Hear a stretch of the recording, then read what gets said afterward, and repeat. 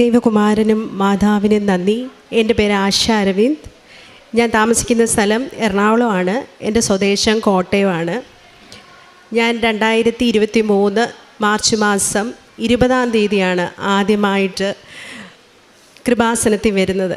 കൃപാസനം അതിനു മുമ്പേ അറിയാമോ എന്ന് ചോദിച്ചാൽ ആരൊക്കെയോ പറഞ്ഞു കേട്ടിട്ടുണ്ട്, പക്ഷേ എന്താണെന്ന് കൂടുതലായിട്ട് അറിയത്തില്ല. ഇതുവഴി വണ്ടി ഓടിച്ചൊക്കെ പോകുമ്പോൾ ഇവിടെ ഒത്തിരി തിരക്ക് കാണും, ബ്ലോക്ക് ഉണ്ടാവും. പണ്ട് ഇതുപോലെ ആയിരുന്നില്ല, ഇതിൻ്റെ ഫ്രണ്ട് വശം വേറൊരു രീതിയിലായിരുന്നു. അപ്പോൾ ഒക്കെ ഞാൻ എല്ലാവരോടും ചോദിക്കും, ഇവിടെ എന്താ ഇത്ര തിരക്ക്? അപ്പോഴൊക്കെ ഇവിടെ ഒരു പള്ളിയാണ് എന്നൊക്കെ അറിയാമെങ്കിലും ഈ കൃപാസനമാണ് ഒന്നും അറിയില്ല.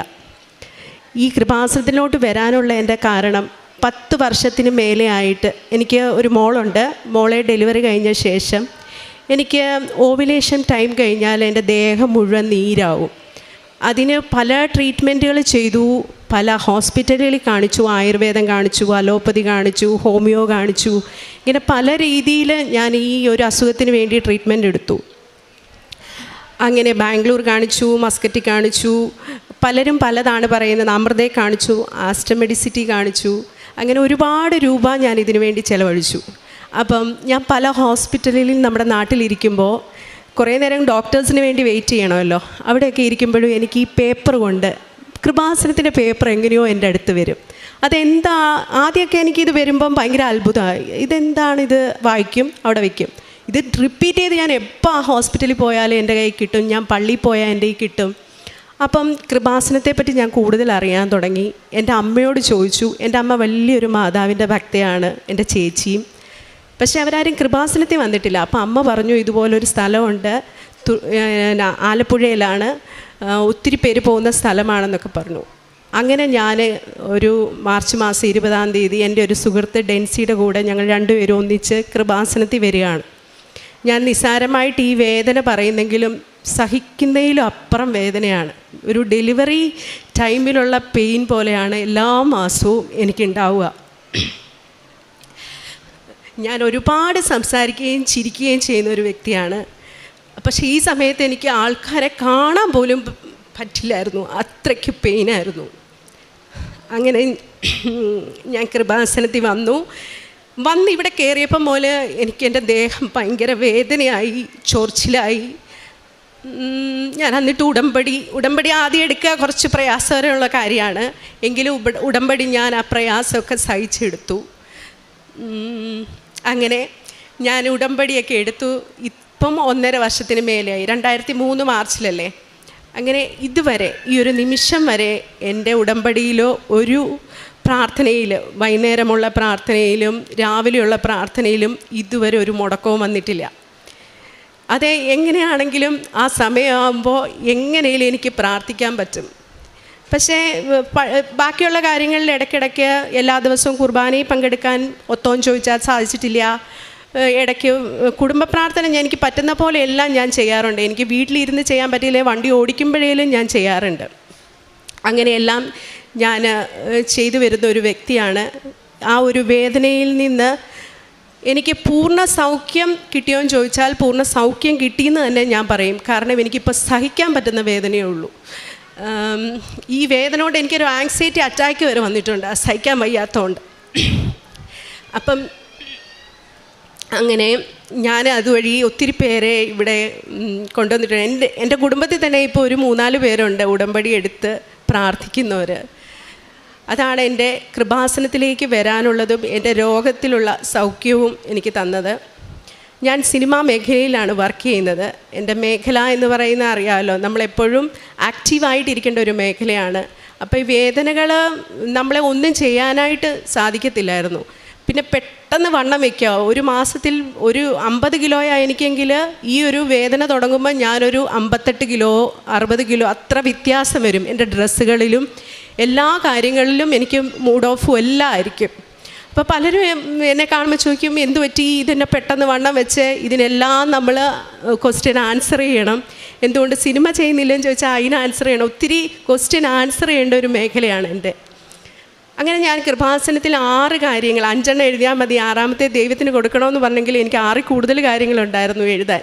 ഞാൻ 6 കാര്യങ്ങൾ എഴുതി. ചിട്ടയായ അച്ഛൻ പറഞ്ഞ പോലെ എല്ലാം പ്രാർത്ഥിച്ചു. ആദ്യത്തെ ഉടമ്പടി പുതുക്കാൻ വന്ന സമയത്ത് ഞാൻ ആ ഓഫീസിൻ്റെ അവിടെ നിൽക്കുമ്പോൾ ആർക്കും എന്നെ മനസ്സിലായി. അപ്പം ഞാൻ പറഞ്ഞു, ജോസഫ് അച്ഛനെ കാണാൻ പറ്റുമോ, എനിക്കൊന്ന് കാണണം എന്നുണ്ട് എന്ന് പറഞ്ഞു. അപ്പം ഞാൻ അച്ഛനെ കാണാൻ വേണ്ടി അവരോട് ചോദിച്ചപ്പോൾ ആദ്യമേ ഇന്ന് ഓഫീസിലൊക്കെ സംസാരിച്ചിട്ട് എനിക്ക് കാണിച്ച് കാണാം, നമുക്ക് ബ്ലെസ്സിങ് മേടിക്കാം എന്ന് പറഞ്ഞു. അച്ഛൻ്റെ അടുക്കൽ ഞാൻ ഈ അൾത്താരെ വരുമ്പോൾ അച്ഛൻ എന്നോട് എൻ്റെ മുഖത്തേക്ക് നോക്കിയിട്ട്, ഞാൻ സിനിമയിലാണോ, എന്താ നിൻ്റെ ആവശ്യം എന്നൊന്നും അല്ല ചോദിച്ചത്, എൻ്റെ മുഖത്തോട്ട് ഇങ്ങനെ നോക്കിയിട്ട് അച്ഛൻ പ്രാർത്ഥിച്ചു. അത് കഴിഞ്ഞ് എന്നോട് ചോദിച്ചു, ഏത് മേഖലയിലാണ് വർക്ക് ചെയ്യുന്നത്? അപ്പം ഞാൻ പറഞ്ഞു, സിനിമയിലാണ്. ഞാൻ കൂടുതൽ അഡ്വർടൈസ്മെൻറ്റാണ് ചെയ്യുന്നത്, സിനിമയും ചെയ്യും. ഞാൻ ജോലി ചെയ്യുന്നുണ്ടായിരുന്നു, ഇപ്പം ജോലിയൊക്കെ വിട്ടു. എയർപോർട്ടിലായിരുന്നു, ഇൻഫോ പാർക്കിൽ ജോലി ചെയ്തു, അങ്ങനെ പല ജോലികളും ചെയ്തു. എങ്കിൽ പോലും അതെല്ലാം വിട്ടിട്ട് ഇപ്പം സിനിമയും അഡ്വർടൈസ്മെൻറ്റും മാത്രമാണ് എന്ന് പറഞ്ഞു. പക്ഷെ നീ എന്നോട് അതിനെപ്പറ്റിയോ അല്ലെങ്കിൽ ഒന്നും പറഞ്ഞില്ല. എന്നോട് ആകെ അച്ഛൻ പറഞ്ഞ ഒരേ ഒരു കാര്യമുള്ളൂ, നീ സാക്ഷ്യം പറയണം. ഞാനന്നേരം അച്ഛനെ, നീ സാക്ഷ്യം പറയുമോ എന്ന് ചോദിച്ചു. ഞാനൊന്ന് ഇങ്ങനെ മുഖത്തോട്ട് നോക്കി, സാക്ഷ്യം പറയുമല്ലോ അല്ലേ എന്നെടുത്ത് ചോദിച്ചു. അച്ഛൻ എനിക്ക് വേണ്ടി പ്രാർത്ഥിച്ചു. ഞാൻ തിരിച്ച് വീട്ടിലേക്ക് പോയി അവിടെ ചെന്ന് വളരെ ടയേർഡായിരുന്നു. അന്ന് ചെന്നപ്പോൾ ഒരു കോള് വരികയാണ്. എനിക്കൊരു അസോസിയേറ്റ് ഒരു പയ്യൻ വിളിച്ചു, ആശ ചേച്ചിയല്ലേ, ഒരു മൂവിയുണ്ട്, നമ്മൾ ഫെസ്റ്റിവൽ മൂവിയാണ്. ഇതുവരെ ഞാനൊരു 2008 ആദ്യമായിട്ട് പരസ്യം ചെയ്യാൻ തുടങ്ങുന്നത്. ഒരുപാട് നാഷണൽ ആർട്സും ഒരുപാട് പരസ്യങ്ങൾ ചെയ്തു. എങ്കിലും സിനിമയിൽ ഞാൻ അധികം അഭിനയിച്ചിട്ടില്ല. 2011 തുടങ്ങിയെങ്കിലും 19 സിനിമ ചെയ്തിട്ടുണ്ടെങ്കിലും വലിയ ഒരു ക്യാരക്ടർ അല്ലെങ്കിൽ ഞാൻ അഭിനയിച്ച വലിയ ക്യാരക്ടർ ശ്രദ്ധിക്കപ്പെട്ടിട്ടുള്ളതല്ല. ഈ പയ്യൻ എന്നെ വിളിച്ചിട്ട്, ഇങ്ങനെ ഒരു സിനിമയുണ്ട്, അത് പല ഫേമസ് നടികളും വേണ്ടെന്ന് വെച്ചതാണ്. കാരണം അതിൻ്റെ പ്രായം 80 വയസ്സാണ്. അപ്പോൾ ആ 80 വയസ്സായിട്ട് അഭിനയിക്കണം.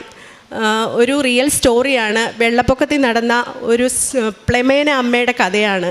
അത് റിയൽ സ്റ്റോറിയാണ്. ഫെസ്റ്റിവലിനും അവാർഡുകൾക്കൊക്കെ അയക്കാനുള്ളതാണ്. കേരള ഗവൺമെൻറ്റാണ് പ്രൊഡ്യൂസ് ചെയ്യുന്നത്. അപ്പോൾ കഥ കേൾക്കാനായിട്ട്, കഥ പറയാൻ വീട്ടിലേക്ക് വരട്ടെ എന്ന് ചോദിച്ചു. ഞാൻ പറഞ്ഞു, വരൂ, എപ്പോൾ വേണേലും വന്നോളൂ, ഞാനിവിടെ ഉണ്ട്. അവരുടെ മേക്കപ്പിൻ്റെ ആൾക്കാർ എല്ലാവരെയും കൂട്ടി അവർ വീട്ടിലേക്ക് വന്നു, കഥ പറഞ്ഞു. അതിനുശേഷം എനിക്ക് ആ ക്യാരക്ടർ ചേരുമോ എന്ന് എന്നെ ഒരുക്കി നോക്കി. അത് കഴിഞ്ഞിട്ട് അറിയാമല്ലോ, ഗവൺമെൻറ്റിൻ്റെ സിനിമയാകുമ്പോൾ നമുക്കതിനകത്ത് ഒരുപാട് ഫിനാൻഷ്യലി ഒരുപാട് ഉണ്ടാവില്ല. അത് സംസാരിച്ചു. അങ്ങനത്തെ എല്ലാം സംസാരിച്ച് വളരെ പെട്ടെന്നായിരുന്നു ആ ഒരു സിനിമയുടെ എന്നിലേക്കുള്ള കാസ്റ്റിങ്. കാരണം വലിയ വലിയ സ്റ്റാറുകളിൽ നിന്നും മാറി എന്നിലേക്ക് അത് വന്നത് എനിക്ക് ഭയങ്കര അതിശയമായിരുന്നു. ആ സിനിമ വളരെ പെട്ടെന്ന് ചെയ്യണമെന്നും പറഞ്ഞു. ഒരു 4 ദിവസത്തിനുള്ളിൽ ഷൂട്ട് തുടങ്ങും. പക്ഷേ അതിനുവേണ്ടി പല കുട്ടികളും അതിൻ്റെ ബാക്കിലുള്ളവർ മാസങ്ങളായിട്ട് ഗ്രൂം ചെയ്ത് അതിലേക്ക് വരാനായിട്ട് ഒരുങ്ങിയിരിക്കുന്നതാണ്. ഇത്രയും എക്സ്പീരിയൻസ്ഡ് ആയിട്ടുള്ള ക്യാരക്ടർ ഞാൻ എങ്ങനെ ചെയ്യും എന്നൊക്കെ എന്നെ വളരെ ആശയക്കുഴപ്പത്തിലാക്കിയെങ്കിലും ഞാൻ ആ സിനിമയിൽ ജോയിൻ ചെയ്തു. സിനിമയിൽ അഭിനയിച്ചു. ആ സിനിമയ്ക്ക് എന്തൊക്കെയോ ഈ കൃപാസന മാതാവുമായിട്ട് ഭയങ്കര അടുപ്പമാണ്. കാരണം ഒരു മാതാവിൻ്റെ പാട്ട് ഞാൻ അതിനകത്തിരുന്ന് പാടുന്നുണ്ട്. അതിൻ്റെ പോസ്റ്റേഴ്സ് ഇറങ്ങുമ്പോൾ ഈ ഒരു ബാക്ക്ഗ്രൗണ്ടാണ് ആ പോസ്റ്റേഴ്സിന്, അതിൽ ഞാൻ നിൽക്കുന്നതായിട്ടാണ്. അത് മാത്രമല്ല, ഞാൻ അവിടെ നമ്മൾ ഷൂട്ട് നടക്കുമ്പം ആകെ അവർ 18 ദിവസമാണ് ഈ സിനിമ മുഴുവൻ ഷൂട്ട് ചെയ്യാൻ ടൈം തന്നേക്കുന്നത്. അതിന് 16 ദിവസം കൊണ്ടെങ്കിലും ഷൂട്ട് ചെയ്ത് കൊടുക്കണം. അപ്പോൾ അത്രയ്ക്ക് ഹെക്റ്റിക്കായിട്ടാണ് ഈ സിനിമ എടുക്കുന്നത്. വെള്ളപ്പൊക്കമാണ്, മുഴുവൻ നേരവും മഴയാണ്. അങ്ങനെ എടുക്കുന്ന സമയത്ത് എനിക്ക് വേണ്ടി അവർക്ക് മാറ്റിത്തരാനോ അല്ലെങ്കിൽ എനിക്ക് വേണ്ടി പ്രാർത്ഥിക്കാൻ സമയം തരാനോ ഒന്നും സമയമില്ല. കാരണം കൂടുതലും ഞാനാണ് അതിനകത്ത് അഭിനയിക്കുന്നത്. എങ്കിൽ പോലും 5:30 വെളുപ്പിനെ, രാത്രിയിലൊക്കെ ഷൂട്ടുണ്ട് ചില ദിവസങ്ങളിൽ, എങ്കിൽ പോലും ആശ എവിടെ എന്ന് ചോദിക്കുമ്പോൾ ഞാനിവിടെ ഇരുന്ന് മുട്ടേക്കുത്തി നിന്ന് പ്രാർത്ഥിക്കുകയായിരിക്കും. ആ വീടും ഒരു മാതാവിൻ്റെ ഒരു ഈരാറ്റുപേട്ടയിലുള്ള വീടാണ്, ഒരു ക്രിസ്ത്യൻ വീടാണ്. അതിനുള്ള സജ്ജീകരണങ്ങളെല്ലാം അവരും എനിക്ക് ചെയ്തു തരും. അതുപോലെ ആ സിനിമയിലുള്ള എല്ലാവരും എനിക്ക് രാത്രിയിലും രാവിലെയും പ്രാർത്ഥിക്കാനുള്ള എല്ലാ ഒരുക്കങ്ങളും ചെയ്തു തരും. അത്രയ്ക്ക് മനോഹരമായ ഒരു സെറ്റായിരുന്നു. ഒരു ദൈവികത ഭയങ്കര നിറഞ്ഞു നിൽക്കുന്ന ഒരു സിനിമയായിരുന്നു. അങ്ങനെ ആ സിനിമ ഞാൻ ചെയ്ത് അതിപ്പോൾ ഫെസ്റ്റിവലിന് അയച്ചിട്ടുണ്ട്. ഓണത്തിന് റിലീസാണ്. സിനിമയുടെ പേര് പ്രളയശേഷം ഒരു ജലകന്യക എന്നാണ്. ആ ഒരു സിനിമ തീർച്ചയായിട്ടും എനിക്ക് കൃപാസന മാതാവ് എൻ്റെ കയ്യിൽ തന്ന സിനിമ തന്നെയാണ്. ദൈവത്തിനും കൃപാസന മാതാവിനും ഒരുപാട് നന്ദി. അതേപോലെ സ്വർണ്ണ കന്യക എന്നൊരു പുതിയ സിനിമ ചെയ്തു. അതും മാതാവിൻ്റെ സിനിമ. അപ്പം എന്നെ കാണുമ്പോൾ എല്ലാവരും ചോദിക്കും, ഇപ്പോൾ ആശ മാതാവിൻ്റെ സിനിമ മാത്രമേ ചെയ്യാറുള്ളൂ എന്ന്. ആ സിനിമ മാതാവിൻ്റെ സ്റ്റോറിയാണ്. 4 ഭാഷകളിലായിട്ടാണ് അത് ഇറങ്ങുന്നത്. അതും അതിൻ്റെ ഷൂട്ടും പ്രോസസ്സിങ്ങും ഒക്കെ നടക്കുന്നു. അങ്ങനെ ദൈവം എന്നെ പല കാര്യങ്ങളിൽ, ഞാൻ ഒരു 6 കാര്യങ്ങൾ എഴുതിയെങ്കിലും ആ എഴുതിയതെല്ലാം ഇതുമായിട്ട് ബന്ധപ്പെട്ട കാര്യങ്ങളായിരുന്നു. അതെല്ലാം കൂടെ എനിക്ക് ഒന്നിച്ചു തരികയായിരുന്നു. കാരണം ഈ പ്രളയശേഷം ജലകന്യക സിനിമയുടെ കൂടെ എനിക്ക് സിനിമ എൻ്റെ ലൈഫിലെ, എൻ്റെ ജീവിതത്തിലെ കരിയറിനെ ഉയർത്തണേ മാതാവേ എന്ന് പ്രാർത്ഥിക്കുമ്പോൾ അതിൻ്റെ താഴെ എഴുതിയിരുന്നത് എനിക്ക് സിനിമ പഠിക്കാൻ കൂടുതൽ അവസരം തരണേ, എനിക്ക് ഡബ്ബിങ് പഠിക്കാൻ കൂടുതൽ അവസരം തരണേ. അങ്ങനെ ഓരോന്നും എല്ലാം കൂടെ ഒന്നിച്ച് എനിക്ക് ദൈവം തന്നു. കാരണം ഈ സിനിമ പഠിപ്പിക്കുന്നവരാണ് അത് ഡയറക്റ്റ് ചെയ്യുന്നത്. ലോഹിതദാസ് സാറിൻ്റെ മോന്, അതേപോലെ ലോഹിതദാസ് സാറിൻ്റെ അസോസിയേറ്റ്, അവരെല്ലാം സിനിമ പഠിപ്പിക്കുന്നവരാണ്. അദ്ദേഹത്തിൻ്റെ ബ്രദറാണ് ഡബ്ബിങ് പഠിപ്പിക്കുന്നവരാണ്. അപ്പോൾ എനിക്ക് അതിലൂടെ ഒരു വലിയ പഠനവും കൂടിയാണ്. ഞാൻ പറഞ്ഞ 6 കാര്യങ്ങൾ അങ്ങനെ സാധിച്ചു കിട്ടി. അതെൻ്റെ ഒരു ജീവിതത്തിൽ ഭയങ്കര, എൻ്റെ ഒരു കരിയറിൽ തന്നെ എനിക്ക് ഒരുപാട് മനസ്സിന് സന്തോഷം തന്ന ഒരു കാര്യമാണ്. പിന്നെ ഞാൻ പറഞ്ഞ അസുഖം എനിക്കിപ്പം പൂർണ്ണ മാറ്റമുണ്ട്. ഞാൻ ഇങ്ങനെയൊന്നും ചിരിക്കുക പോലും ഇല്ലായിരുന്നു. എനിക്ക് കുളിക്കാൻ പോയിട്ടൊന്നും ചിരിക്കാൻ പോലും വയ്യാത്ത വേദനയായിരുന്നു. ഒരു കാറ്റടിക്കാൻ വേല, ഇതൊന്നും എനിക്ക് ഏറ്റവും അടുപ്പമുള്ളവർക്കൊക്കെ അറിയാം, പക്ഷേ അല്ലാത്തവർക്ക് അറിയത്തില്ല. പെട്ടെന്ന് എന്താ വണ്ണം വെച്ചേ എന്ന് മാത്രമേ എല്ലാവരും ചോദിക്കാറുള്ളൂ. മൂന്നാമതായി എൻ്റെ അമ്മയ്ക്ക് പെട്ടെന്നൊരു ബ്രസ്റ്റിലൊരു മുഴ വന്നു. അത് ബയോപ്സിക്ക് അയക്കണമെന്ന് പറഞ്ഞു, അയച്ചു. അമൃത ഹോസ്പിറ്റലിലാണ് കൊണ്ടുപോയത്. അവർ ബയോപ്സിക്ക് അയക്കുമ്പോൾ അറിയാമല്ലോ, അവിടെ ഗ്രോത്ത് എടുത്തിട്ടാണല്ലോ. അപ്പം ചിലർക്ക് ബ്ലീഡിങ് വരും. അപ്പം 3 ദിവസം നമ്മൾ കൈ അനക്കാൻ പാടില്ല, കംപ്ലീറ്റ് റെസ്റ്റ് ചെയ്യണം. അപ്പോൾ അമ്മ എന്നോട് പറഞ്ഞാൽ വേദനയുണ്ടോ എന്ന് ചോദിക്കുമ്പോൾ പറയാം വേദനയുണ്ട്, ഞങ്ങൾ ഹോസ്പിറ്റലിൽ നിന്ന് വന്നുകൊണ്ടിരിക്കുന്ന വഴിയാണ്. അപ്പോൾ ഇതുവഴിയാണ് ഞാൻ ചങ്ങനാശ്ശേരി വീട്ടിലേക്ക് പോകുന്നത്. അപ്പം അമ്മ എന്നോട് പറഞ്ഞു എനിക്ക് കൃപാസനത്തിൽ കയറണം, എനിക്കൊന്ന് പ്രാർത്ഥിക്കണം. അപ്പം ഞാൻ പറഞ്ഞു എന്തായാലും ചെയ്യാം. അപ്പം ഞാൻ പറഞ്ഞു അമ്മ ഒത്തിരി നേരം കൈയൊന്നും അനക്കി ഒന്നും ചെയ്യരുത്, കാരണം ഡോക്ടർ പ്രത്യേകം പറഞ്ഞ അമ്മയ്ക്ക് ഷുഗറുണ്ട്. അപ്പം ഞങ്ങൾ രാവിലെ ഇവിടെ കൃപാസനത്തിൻ്റെ ഇവിടെ വന്നു. അച്ഛൻ കുർബാന നടക്കാം. അപ്പോൾ എനിക്ക് കണ്ണീര് സഹിക്കാൻ പറ്റുന്നില്ല. എൻ്റെ കണ്ണീർ നിന്ന് ഇങ്ങനെ വെള്ളം. ഞാൻ ഒരുപാട് അമ്മയെ ഇഷ്ടപ്പെടുന്ന ഒരാളാണ്, എല്ലാവരും അങ്ങനെ തന്നെയാണ്. അപ്പം ഞാൻ കരയുന്നുണ്ട്, എൻ്റെ മോളും കരഞ്ഞു. ഞങ്ങൾ കരഞ്ഞ് പ്രാർത്ഥിച്ചു. അപ്പോൾ അമ്മയ്ക്ക് ഉടമ്പടി എടുക്കണമെന്ന് പറഞ്ഞു. ഞാൻ പറഞ്ഞു ഉടമ്പടിയൊക്കെ എടുക്കാമെന്ന് പറഞ്ഞാൽ ഒത്തിരി നേരം നിൽക്കണം. ആദ്യമായിട്ട് ഉടമ്പടി എടുക്കുമ്പം 4-5 മണിക്കൂർ നിൽക്കണേ. അമ്മയ്ക്ക് ഷുഗറുണ്ട്, അത് മാത്രമല്ല ബ്ലീഡിങ് ഉണ്ട്. ഇങ്ങനെ ബാഗ് എങ്ങനെ ഇട്ടേക്കുക ആ ഫ്ലൂയിഡിന് വേണ്ടി. അവിടെയൊക്കെ കയറിപ്പോവുക വലിയ പാടാണ്. പറഞ്ഞിട്ട് അമ്മ കേട്ടില്ല. അമ്മ ഉടമ്പടി എടുത്തു. അവിടെ കയറി ഫ്ലൂയിഡ് പാക്ക് ചെയ്യുന്ന ബാഗും ഒക്കെ ആയിട്ട് ഉടമ്പടി എടുത്തു. ആ ഉടമ്പടി അമ്മ അതേപോലെ പൂർത്തീകരിച്ചു. അമ്മയുടെ റിസൾട്ട് വന്നപ്പോൾ അങ്ങനെ മുഴയേ അവിടെ ഇല്ല. 2ാമത് സ്കാൻ ചെയ്യുമ്പോൾ ഒരു കുഴപ്പമില്ല അമ്മയ്ക്ക്. പിന്നെ 3ാമതായി ഞാൻ പ്രാർത്ഥിച്ചതിൽ എഴുതി വെച്ച് പ്രാർത്ഥിച്ചതാണ് എൻ്റെ മകൾ SSLCക്ക് കിട്ടേണ്ട മാർക്ക്. പരീക്ഷയ്ക്ക് പോകുമ്പോൾ ഞാൻ തൈലം പുരട്ടി കൊടുക്കും, പ്രാർത്ഥിക്കും. അവളൊരു വലിയ പഠനമുള്ള ഒരാളാണെന്ന് എനിക്ക് അത്ര ഫീൽ ചെയ്തിട്ടില്ല. എന്നാലും പഠിക്കും, പക്ഷേ ഉഴപ്പിയല്ല, പക്ഷേ വലിയ ഇതിലായിട്ട് കോൺസെൻട്രേറ്റ് ചെയ്യാറില്ല. എങ്കിൽ പോലും പരീക്ഷയായപ്പോൾ ആ കുട്ടി ഇരുന്ന് നന്നായി പഠിച്ചു. ആ കൊച്ചു എക്സാം എഴുതുന്ന സമയം മുഴുവൻ ഞാൻ വിശ്വാസ പ്രമാണം ചൊല്ലി ഇരുന്ന് പ്രാർത്ഥിച്ചു. ആ പരീക്ഷ തുടങ്ങുമ്പോൾ മുതൽ അവസാനിക്കുന്നിടം വരെ ഞാനത് ഇങ്ങനെ യൂട്യൂബിൽ വയ്ക്കും, ഞാൻ കൂടെ ഇരിക്കും, പ്രാർത്ഥിക്കും. എൻ്റെ മോക്ക് റിസൾട്ട് വന്നപ്പോൾ ഞാൻ എത്രയാ മാർക്ക് എഴുതിയത് അതിന് 1% കൂടുതൽ മാർക്ക് അവൾക്ക് ലഭിച്ചു. അത്രയ്ക്ക് അനുഗ്രഹങ്ങൾ ഓരോന്നായിട്ട് മാതാവ് എൻ്റെ ജീവിതത്തിൽ തന്നുകൊണ്ടിരിക്കുകയാണ്. ഞാനിങ്ങനെ യാത്ര ചെയ്യുമ്പോഴും ഒക്കെ എന്തേലും അയ്യോ അങ്ങനെ എൻ്റെ മാതാവ് എൻ്റെ കൂടെയുണ്ട് എന്നുള്ള അനുഗ്രഹം എപ്പോഴും ഉണ്ടാവും. അപ്പം എന്നെ പലരും ഇപ്പോൾ വിളിക്കുന്ന കൃപാസന മാതാവേന്നാണ്. അപ്പം ഞാൻ പറയാം അത് എന്നെ വിളിക്കാൻ വേണ്ടി അത്ര പരിശുദ്ധിയൊന്നും അല്ല ഞാൻ. എങ്കിൽ പോലും അവരെല്ലാം എൻ്റെ ഭക്തി ഞാൻ പറയുന്നതും കേട്ടിട്ടാണ്. യൂട്യൂബിലൊക്കെ വലിയൊരു ട്രോളുണ്ട്. എൻ്റെ കാശുരൂപം ഞാൻ കൃപാസന മാതാവിൻ്റെ വലിയ ഭക്തയാണെന്ന് പറയുന്ന ഒരു ഓഡിയോ ലോഞ്ചിന് പറയുന്ന ഒരു വീഡിയോ. എങ്കിൽ പോലും അതിലൊക്കെ ഞാൻ അഭിമാനമാണ് കൊള്ളുന്നത്. കാരണം അത്രയ്ക്ക് അനുഗ്രഹങ്ങൾ ഓരോന്നോരോന്നായിട്ട് എനിക്കും എൻ്റെ സുഹൃത്തുക്കൾക്ക് എൻ്റെ ബന്ധുമിത്രാദികൾക്കും എന്നെ ചുറ്റിപ്പറ്റിയവർക്കെല്ലാം മാതാവ് തന്നുകൊണ്ടിരിക്കുകയാണ്. 1000 നന്ദി. പ്രാർത്ഥനയൊന്നും ഞാൻ ഇതുവരെ മുടക്കുകയോ ഒന്നും ചെയ്തിട്ടില്ല. കഴിയുന്നത്ര ചെയ്യുന്നുണ്ട്. എല്ലാവരും അതുപോലെ ചെയ്യുന്നുണ്ടെന്ന് വിചാരിക്കുന്നു. നന്ദി.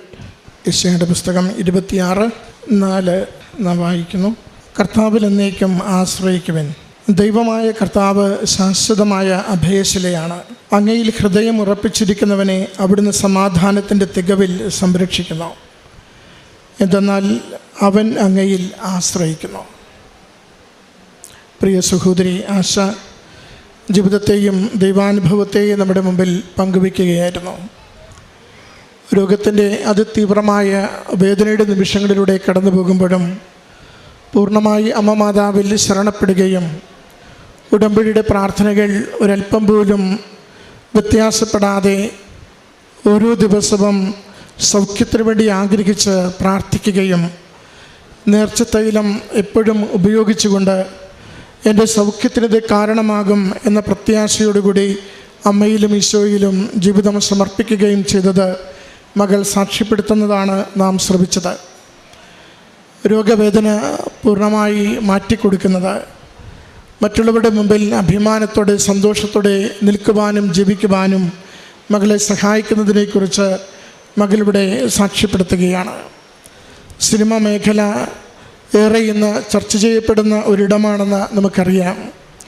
അമ്മ മാതാവിൽ ശരണപ്പെട്ടുകൊണ്ട് ഓരോ പ്രാർത്ഥനകളും അതിരാവിലെ മുതൽ രാത്രിയുള്ള പ്രാർത്ഥനകൾ പൂർണ്ണമായി അത് നിർവഹിക്കുന്നതിനുള്ള തീഷ്ണതയും സന്നദ്ധതയും എത്രത്തോളം ഈ മകൾ കാണിച്ചുവെന്ന് അവളുടെ വാക്കുകളിലൂടെ വെളിപ്പെടുത്തുന്നുണ്ട്.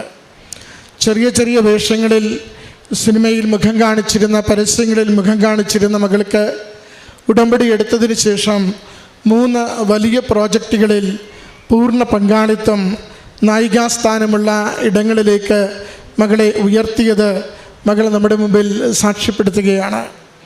അത് സാക്ഷികൂടാരത്തിനരികിൽ പങ്കുവയ്ക്കുമ്പോഴും ഇവിടെയും ആവർത്തിച്ച് പറയുന്നുണ്ട്, ഞാൻ കോട്ടയംകാരി ഒരു അമ്മച്ചിയായി വേഷമിടുന്നതിന്, അമ്മ മാതാവിൻ്റെ സംരക്ഷണയിൽ അതിൻ്റെ ഓരോ വേഷങ്ങളും അവതരിപ്പിക്കുന്നതിന്, അതോടൊപ്പം പ്രാർത്ഥനയ്ക്കൊട്ടും മുടക്കം വരാതെ പ്രാർത്ഥനയിൽ നിലനിന്നുകൊണ്ട് ആ ക്രൂവിലുള്ളവരോട് പ്രാർത്ഥനാനുഭവത്തെ പങ്കുവെച്ചുകൊണ്ട് എനിക്ക് എൻ്റെ ജീവിതവും എൻ്റെ പ്രൊഫഷനും മുന്നോട്ട് കൊണ്ടുപോകുവാനുള്ള അവസരം നൽകിയതിനെക്കുറിച്ച്, അതോടൊപ്പം മകൾക്ക് ലഭിച്ച പരീക്ഷയുടെ ഉന്നത മാർക്കിനെക്കുറിച്ച്, സഹോദരിയുടെ അമ്മയ്ക്ക് ലഭിച്ച സൗഖ്യത്തെക്കുറിച്ചും, ഉടമ്പടി എടുക്കുവാൻ ഒട്ടും വയ്യാത്ത സാഹചര്യത്തിലും ഉടമ്പടി എടുത്ത് പ്രാർത്ഥിക്കുകയും പൂർണ്ണ ആരോഗ്യം പ്രാപിക്കുകയും ചെയ്തതിനെക്കുറിച്ച് സാക്ഷ്യപ്പെടുത്തുകയാണ്. പ്രിയമുള്ളവരെ, എത്രത്തോളം അമ്മ മാതാവിൽ നമ്മൾ ജീവിതം കൊണ്ട് ശരണപ്പെടുന്നു. ഈശോയുടെ തിരുരക്തത്താൽ നാം ഓരോരുത്തരും വീണ്ടെടുക്കപ്പെട്ടവരാണ്. വിശ്വാസം നമ്മുടെ മാംസവും മജ്ജയുമായി തീരുമ്പോൾ എൻ്റെ കർത്താവിന് ഞാൻ ഏതൊരവസ്ഥയിലാണെങ്കിലും എന്നെ സൗഖ്യപ്പെടുത്തുവാൻ അവിടത്തേക്ക് സാധിക്കുമെന്ന പൂർണ്ണമായ വിശ്വാസവും ബോധ്യവും ജീവിതത്തോട് നാം ചേർത്ത് പിടിക്കുമ്പോൾ അവൻ്റെ സന്നിധിയിൽ കണ്ണീരോടുകൂടി അമ്മ മാതാവിൻ്റെ കരം പിടിച്ച് സൗഖ്യപ്പെടുത്തണമേ, ജീവിതത്തിന് മേൽഗതി തരണമേ എന്ന് ആശ്രയിച്ച് പ്രാർത്ഥിക്കുമ്പോൾ നമുക്കത് അനുഗ്രഹത്തിന് കാരണമാകുന്നുവെന്ന് ഈ മകൾ ലോകത്തോടിന്ന് സാക്ഷ്യപ്പെടുത്തുകയാണ്.